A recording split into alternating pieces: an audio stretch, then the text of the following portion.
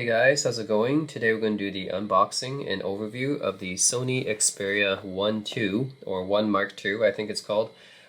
This is Sony's new flagship smartphone that was just released earlier this year, which was in May 2020. And this is a pretty interesting smartphone because I think that Sony finally listened to what people wanted from their smartphone devices. They added some features back in and they improved their cameras a lot, which is something that I know that other people have been asking, and me myself, I've asked Sony this as well. You know, they make really good cameras.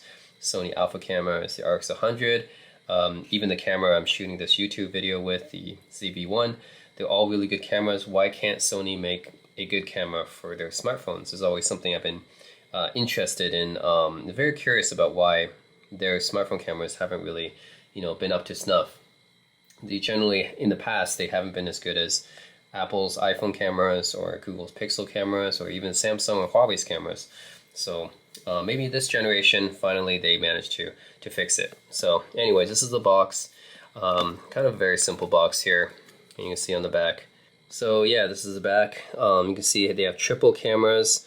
12 megapixels for each lens, 8 megapixel front camera, 4K HDR OLED display, 4000 milliamp hour battery, Qualcomm Snapdragon 865 processor, IP6568 dust water resistant. It uses Zeiss lens, Wi-Fi certified, micro SD card slot, which is always nice, and Sony has always given us that, which is really nice. NFC, which Sony has pushed on pretty much all its devices since the beginning of time. And of course Bluetooth. So yeah, this is pretty basic box, but it's what Sony has always been going for, a very clean, simple box. Alright, and this is the phone itself. See, it's a very, very tall, wide phone. Just gonna put this here for now. We've got the startup guide right here. Sony Xperia 1 Mark II. So just a quick start guide here, and we get I think this is the version I got, is not the US version. So this is an international adapter. Not quite sure what this plug is. It looks like it's from the UK, maybe, or Australia or something like that. Definitely not a US plug. And then you also get, looks like headphones. Yeah, earphones. You get some kind of earphones here. They're just Sony earphones, so they're probably better than most pack-in earphones, but not going to be like, they're not going to be like $50, $100 earphones or anything like that. They're just good pack-in earphones. And then you come with a USB-C cable right here. So yeah, that's what we would expect. There's basically nothing else in the box. So pretty minimal there. So yeah, I really like this design. It's got the rectangular form factor. They've been keeping this design style for the past few years, so they haven't really changed it all that much. Some people like it, some people hate it, but I personally like it. I find it pretty modern looking, very sleek, and it really feels good in the hand as well. Pretty nice materials. I mean, yeah, it feels pretty solid. And this color is purple. It doesn't look very purple to me. It's got kind of like almost like a grayish tinge to it. So it is purple, but it's very, very light purple. So don't get this thinking that it's going to be some kind of deep purple or something. It's not like a Concord grape, not like that kind of purple. This is just a very, very light purple. And the back here has a very mirror finish, so it tracks fingerprints very easily. You can see like there's some fingerprints that has got on there already. So yeah, let's go over the specs. Like I said, on the bottom, the back of the box, it's IP65, 68 dust water resistant. It's got Gorilla Glass 6 on the front. It's got dual SIMs. This OLED display is supposed to be a bit better than other OLED displays on the market. And Sony has been well known for their OLED TVs, so this one has 1 billion colors apparently. Other OLED displays usually have 16 million, so I'll have to put that to the test. But that's Definitely the most colors I've seen on any smartphone display. 6.5-inch display, 1644 by 3840, which is 4K. 21:9 aspect ratio, which is a cinema aspect ratio. It is not a standard aspect ratio. So if you watch YouTube videos or movies, anything is 16:9, you're going to have little black bars. But if you have something that's native 21:9, then I think maybe Netflix or some other apps may have 21:9 content, but it's definitely not that much right now. Supports HDR BT 2020, which is a color space, and runs Android 10, Snapdragon 865, Adreno 650 GPU. Does have micro SD card slot, 256 gigs of internal storage, which is a lot. That's what comes in most laptops. 8 gigs of RAM, also what comes in most laptops. So I don't think anyone will be disappointed with the specs here. That's actually a lot. And then the camera on the back, which is pretty interesting because this is supposed to be a step up from a lot of Sony's previous camera systems. So as you can see, there's Zeiss branded with T-Sharp anti-reflective coating. It's got 3 cameras on the back here.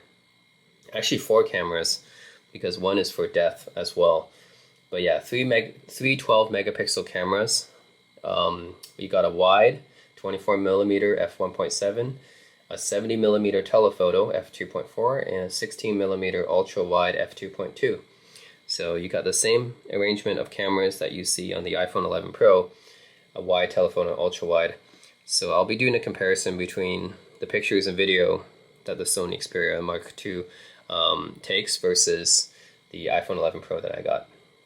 And it's got an 8 megapixel front facing camera, that's f2.0, and records 4K video, of course. It has stereo speakers, which is a nice feature that not many smartphones have these days, and I really appreciate that because I listen to speakers a lot actually when I'm watching YouTube videos on my phone.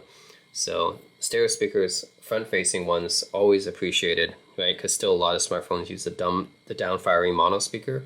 Even on Samsung's flagships and the iPhone, they still use that configuration, which is kind of annoying, and it definitely doesn't sound as good.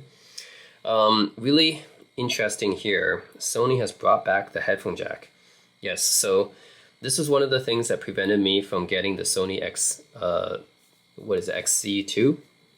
I had the XC1, did not get the XC2 because from that generation onwards, Sony removed the headphone jack, which to me, that was a huge disappointment because Sony created the portable music industry with the Walkman. So you would think that they would keep the headphone jack, right? And so far, only a few phones have added it back in, but I'm glad that Sony is one of them, right? So Sony added back in the headphone jack, hugely appreciated. So this was one feature that was missing from the previous generation Sony Xperia 1, right? So only a few other manufacturers have done this. LG keeps their headphone jacks, thankfully. Google Pixel has added it back in, which is great as well. So I'm glad that some manufacturers are actually listening to consumers and adding some of the missing features back in. Yeah, so that's really good. 24-bit 192 kilohertz audio with the dynamic vibration system. And then it's got Bluetooth 5.1, all your usual, Wi-Fi 6. Uses USB-C, of course. This should be standard at this point. And then on the side here, you actually get the SIM card and micro SD right here. And what's interesting is you don't need to have a SIM ejector tool to remove this. You can actually just use your fingernails to remove it, which is really convenient, right? So you have the SIM card, nano SIM, and micro SD. You can just remove it with your fingernails. No need for an extra tool. That's cool. And yeah, you have a dedicated camera shutter button. That's something that Sony has always put on their smartphones and has kept there, which is nice because this is kind of an old school feature that was on a lot of phones before, but is now missing.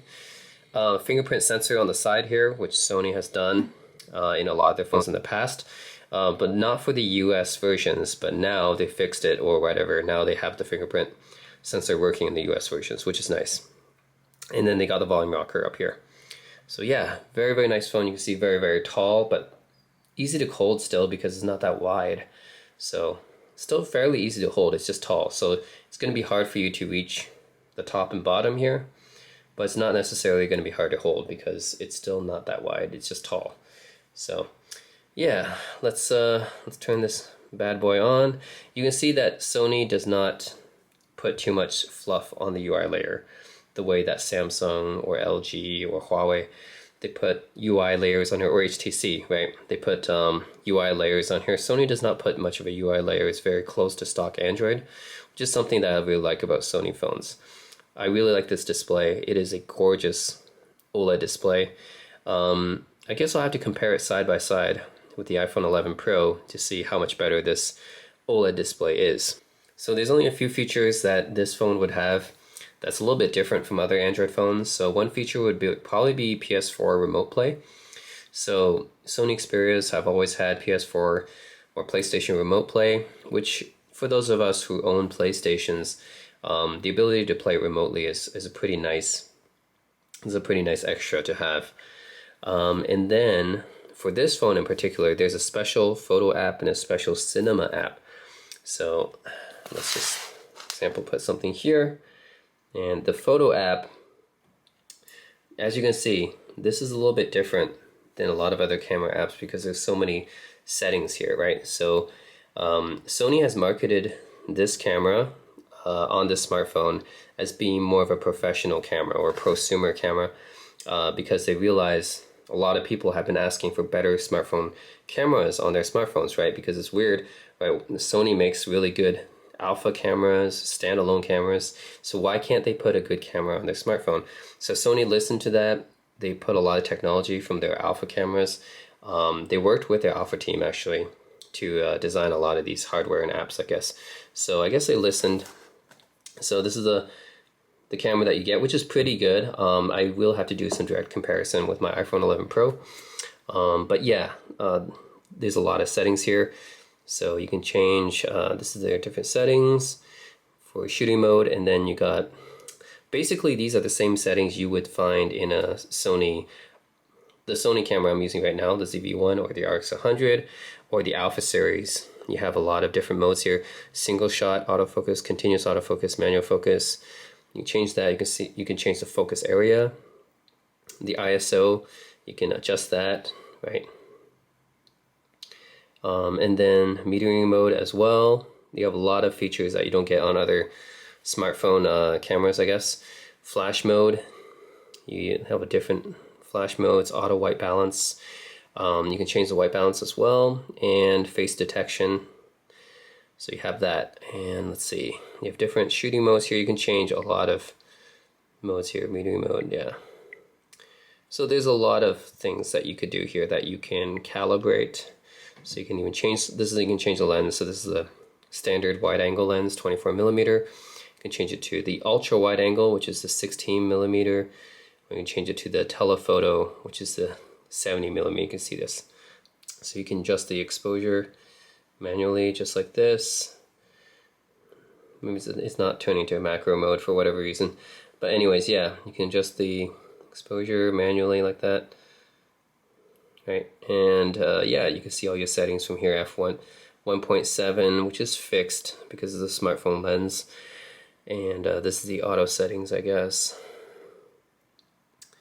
So yeah, we can take a picture like that, and you can see there's a little focus zone right here. See what's going on. Yep. So yeah, it's pretty cool. Then this is the display. You can see the focus peaking right here, as well as the balance, right? So those are pretty nice extras to have. So these are the exact same features that you would get on a Sony professional camera, like the Alpha series, or the camera I'm using right now, the ZV-1 or the RX100. You would get the exact same kind of features. So it's cool that they brought this to their smartphone app. Yep. All right, so those are the pictures I just took. Alright, those are pretty decent. I'll have to compare these pictures later on. Alright, so that's a photo app. A lot of features there. There's also a video app, which is the Cinema Pro, which apparently uses a lot of settings from their Venice camera, which is their high-end professional camera. So it's actually, this can shoot in 4K. So we got stabilizer on. Meter manual, I can change all this stuff, grid lines, level, New project. Okay, and we can change the resolution to 4K here. And ISO unfortunately tops out at 800, which is not a lot, so I don't think that this is going to be very good for low light video taking. So don't expect really good low light performance. Then you have HDR mode, which is HLG, H.265 codec. There's the level right here, so you can see whether it's not it's balanced. And then you got the EV exposure, right? And then you can change the look. So by default, it's set to Venice CS. Change to opaque, bright, warm. That's really warm. Strong, which is that color. Cool, which is going to be like more of a blue setting. Soft monochrome. And NA, which is really blown out. Okay, so the Venice CS is the default setting, and I don't know, it's actually kind of weird. It's a little bit too bright for me. I'm not sure what's wrong with the setting. FPS is locked at 24 FPS when you set it to 4K apparently. I'm going to change the lens. So like I said, 3 different lenses here. This is the ultra wide. Right, and then you can change it to a telephoto. You can't see anything right now. Just use the standard wide lens here. Maybe I can adjust this a little bit. Okay, and then the white balance right now, fluorescent tungsten. Maybe that's why. Let's put it auto white balance. Yeah, the white balance was really off. Shutter speed, I think this should be automatic, but right now it's set to highest, 360. Maybe I'll turn down the shutter speed a little bit, bump up the ISO. There. Focus, right? You can choose manual focus. I have autofocus right now. And yeah, that's the settings for the video. So if you press record, it's going to make the same sound as Sony cameras would. Yep. And then we are recording right now. So this is 24 FPS and 4K, right? So it should have active steady shot, which means it has optical image stabilization plus electronic image stabilization right here, right? So we can do like a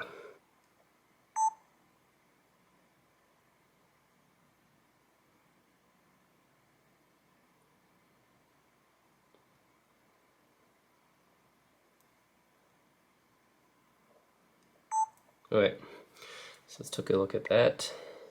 This video I just took in 4K, 24 FPS. Not too bad. Right, you can definitely see the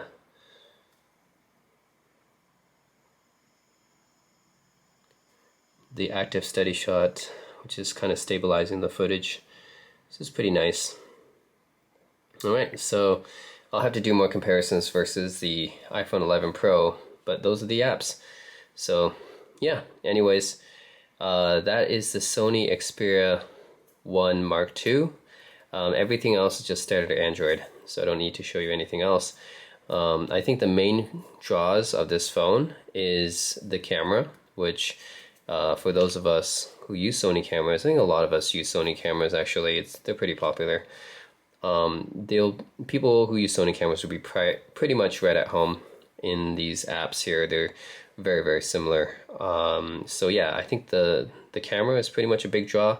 The Zeiss lens, and it has 3 different lenses right there, pretty much all you need. And the different apps here are very similar to what you would find in Sony cameras. So I think the cameras here would be a big draw. I think the OLED display is a pretty big draw too. And the speakers, right? So I think this is really good for media watching, like watching movies or video. So let's look at example trailer here, Blade Runner 2049. Let's look at this. Now this is going to be cut off a little bit because this is a 21:9 display. Alright, so let's watch a trailer from Blade Runner here. You guys can hear the speakers as well. I'm going to turn it up to full. Pretty good stereo speakers, right? And I can sense the vibration from the phone as well, because there's dynamic vibration happening here. So yeah. Was built off the back of a disposable workforce. But I can only make so many. Happy war.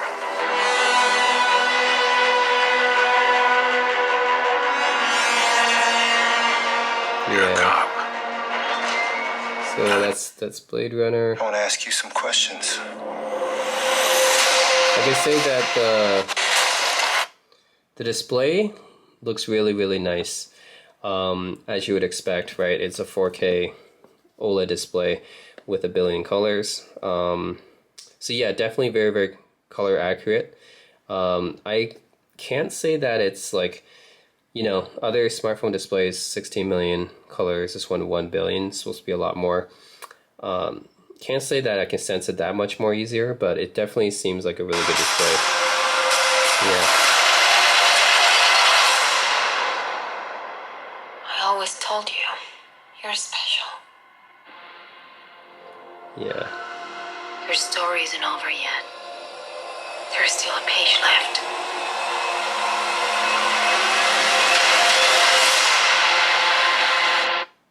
Yeah. So, definitely the display is really, really nice for watching movies and for watching video. Speakers are also, you know, they're stereo front-facing speakers, so they're going to be better than your typical smartphone as well. So I think as a media playing device, this is really good as well. So I think that would be another reason to get this phone.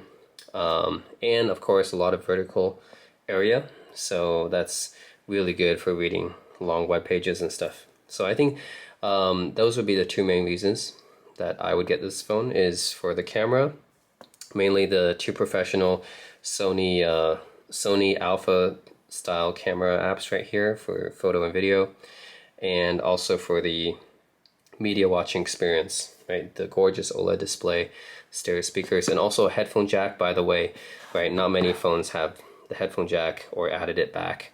I think only the LG, Google Pixel, maybe some Samsung phones or Huawei phones might still have it. But yeah, I mean, at least Sony added the headphone jack back in, which is something that I really appreciate, and I'm sure a lot of other people appreciate as well.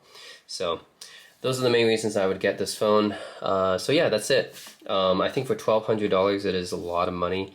This is about the same price as the iPhone 11 Pro Max, but it's more expensive than my iPhone 11 Pro, which is already a lot of money. So I think this is really competing at the highest of the high end, right? The Samsung Galaxy S20, that would be that level. So Sony's asking a lot of money here, and I'm sure people have to do some comparison against the highest flagship phones. But I do think that I've always liked Sony devices, and I do think that Sony has been trying especially hard with this latest model, because they added a lot of features people were asking for, like the headphone jack, kept the great speakers, and kept the great display. Also added a better smartphone camera for a lot of us who are asking for that, especially for the Sony Alpha technology. So yeah, it's a really nice looking phone too. Just a fingerprint magnet though. Just be wary of this. I would probably put a cover if you guys don't want to have your fingerprints showing, but it is a really nice looking phone. Very, very, you know, mirror finish right here. Even though this is purple, it doesn't really look purple. It's just, yeah, very, very light purple metallic finish, kind of like that. But yeah, that's it, guys. The Sony Xperia 1 Mark II. Those are my first impressions here. So I will do a comparison between the iPhone 11 Pro and the Xperia Mark II for the pictures and the video, and see if you guys can spot the differences and decide which one's better. Yeah, very, very expensive phone. Sony phones don't really go on discount very often, actually. So it's actually hard to find one at a discount, so I had to pay full price for this, so that you guys can see this review here. But yeah, let me know in the comments section what else you want to see from this device, what else you want to know, and yeah, let me know your feedback. And as always, thanks for watching.